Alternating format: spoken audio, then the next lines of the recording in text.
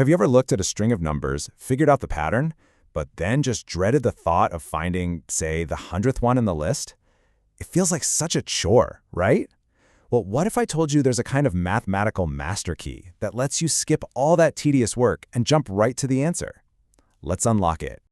Okay, so take a look at this sequence. 8, 11, 14, 17. The pattern's pretty obvious, isn't it? We're just adding 3 every single time. But here's the real question. What is the 100th number in this line? Seriously, how would you even start to figure that out without having to write out 99 more numbers? I mean, the most straightforward way, of course, is to just keep adding 3. You'd start with 8, add 3, get 11, add 3 again, get 14, and you do that 99 times. Look, it's not wrong, but wow, is it slow. And just one little slip-up in your calculation could throw the entire thing off. And that really brings us to what we can only call the long way round. Sure, this method is fine if you just need the next term, or maybe the one after that. But the 100th term, or the 500th, forget about it. It becomes practically impossible, not to mention the chances of making a simple mistake are just way too high. And you know, this is where the real beauty of math comes into play. Whenever you see a process that's this long and this repetitive, it's a massive clue that there is almost certainly a shortcut, a much more elegant, powerful, and efficient way to get to the answer. And that shortcut? It's called the nth term. Think of it like a master key for any of these linear sequences. Instead of having to take one painful step at a time, the nth term rule lets you jump directly to any position in the line you want. It is a complete game changer. Now, to use this key, we first have to understand the letter n. And it's actually really simple. N just stands for the position number. So for the first term in a sequence, n is 1. For the 5th term, n is 5. And for that 100th term we're looking for, you guessed it, n is 100. It's basically the term's address. So that brings us to the position-to-term rule. This is the official name for our shortcut. It's a formula that builds a direct bridge between a term's position, n, and its actual value. With this rule, we stop crawling along the sequence and we start flying. Okay, so how do we actually find this magic formula? I know it might sound complicated, but it's a surprisingly straightforward process. Let's break down the exact steps to build this thing for any linear sequence you come across. The whole method really boils down to this little formula you see right here, dn plus b. So let's look at the steps. Step 1, find d. That's just the common difference, the amount the sequence is jumping up or down by each time. Step 2, this means your rule is always going to start with dn. Step 3, we find b, which is just a little adjustment we need to make everything fit perfectly. And finally, you just put them together. All right, let's walk through an example together. Look at this sequence, 8, 10, 12, 14. First up, what's the common difference? It's going up by 2 each time, right? So our d is 2, and our formula starts with 2n. Now look at that middle row labeled 2n. That's just the 2 times table, 2, 4, 6, 8. Now compare that row to our actual sequence in the top row. To get from 2 to our first term, 8, what do we have to do? We add 6. How about from 4 to our second term, 10? We add 6 again. That's our adjustment. That's b. So our final formula is 2n plus 6.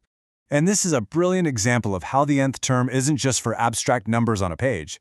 It describes patterns in the real world. Just look at these squares. The first pattern has 5, the next one has 8, and the third one has 11. We've just turned a visual pattern into a number sequence, 5, 8, 11. The common difference is 3, and the adjustment you need is plus 2. So our rule, 3n plus 2, can now predict exactly how many squares will be in the 100th pattern without ever having to draw it. It's amazing. All right, so we figured out how to build the formula. Now it's time for the fun part, putting it to the test and seeing the real power it gives us to solve problems. Let's circle all the way back to that question from the very beginning. Our sequence, 8, 11, 14. We know the common difference is plus 3, so the rule has to start with 3n. Now for the first term, where n equals 1, 3n is just 3. But we need our term to be 8. So what do? We add 5. And there it is. The nth term is 3n plus 5. And now for the moment of truth. We wanted the 100th term. So all we do is substitute n equals 100 into our brand new rule.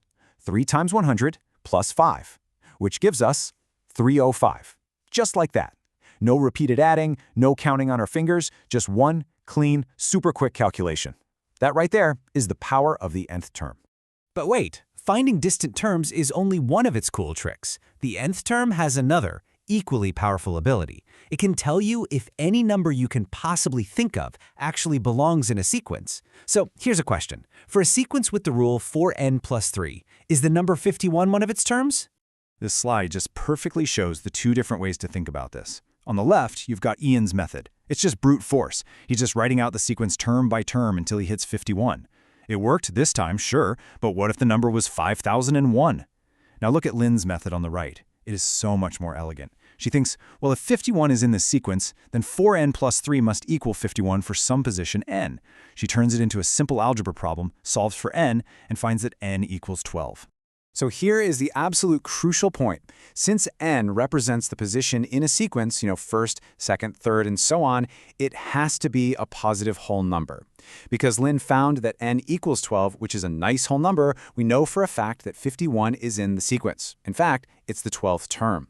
If she had solved it and gotten something like n equals 12.5, we'd know 51 is not in the sequence, because there's no such thing as the 12.5th term. So, okay, beyond just solving math problems, why does any of this actually matter? This isn't just some abstract classroom exercise. It's a really fundamental tool for understanding patterns all around us. Yeah, this isn't just about passing a test. This way of thinking allows us to model and predict the world. Think about the predictable growth of an investment, or how cells might multiply in a lab, or even figuring out how many bricks you'd need for the 50th row of a patterned wall. This is a foundational concept for so much of higher-level math, because at its core, it is the language we use to describe any kind of predictable change. I think this quote just sums it up perfectly.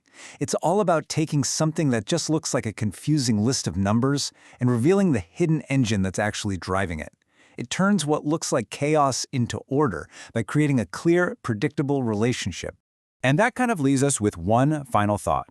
If any linear, repeating pattern can be boiled down into a simple formula like this, just think about the patterns you see around you every day. The way tiles are laid on a floor, the schedule for a train, the rings on a tree. What patterns in your world could you turn into a formula? I really hope this helped you see the hidden power behind simple number patterns. If you found this useful, a like is always appreciated. Share it with anyone who you think might find it helpful, and of course, subscribe for more explainers like this. Thanks so much for joining me.